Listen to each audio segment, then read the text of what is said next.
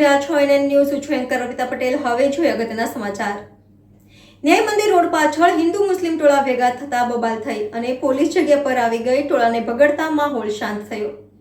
Reporter Hanif Mehra, NN news, Vadodara. દર્શક મિત્રો, તમારી આસપાસ બની રહેલી અવનવી ઘટનાઓ વિશે જાણવા માટે એનએન ન્યૂઝને લાઇક કરો, શેર કરો, સબસ્ક્રાઇબ કરો અને બેલ આઇકન પ્રેસ કરો, જેથી આપને નોટિફિકેશન્સ મળતી રહે.